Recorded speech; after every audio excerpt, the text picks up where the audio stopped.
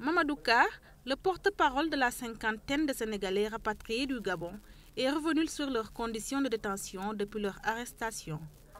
21 jours durant, Ka et ses camarades ont été placés sous mandat de dépôt avant d'être acheminés à Libreville pour enfin regagner leur pays natal.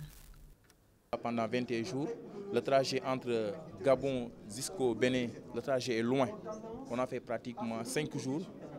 De Calabar jusqu'à Nigeria en passant par Bénin, Bamako, Dakar, c'est loin, le trajet est loin. Il y avait des gens qui sont un peu malades, c'est dur, des fatigues, ils n'ont plus de l'espoir. Il y a même des gens qui ont descendu au niveau du Bénin parce qu'ils n'avaient plus de l'espoir de retourner chez eux.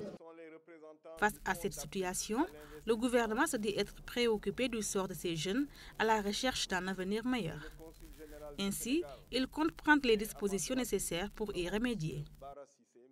Au début, évidemment, le gouvernement gabonais avait catégoriquement refusé que l'ambassade vous rende visite.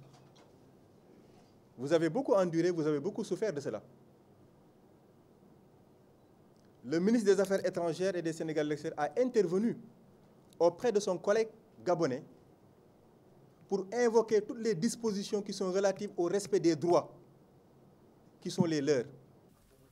Après leur rapatriement au Sénégal, il faudra en même temps penser à leur insertion dans le marché du travail.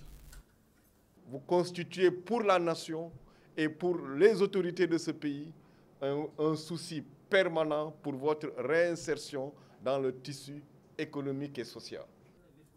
Sans compter les ressortissants sénégalais décédés dans des conditions pas toujours explicitées, leurs situations ne sont pas toutes aisées ailleurs.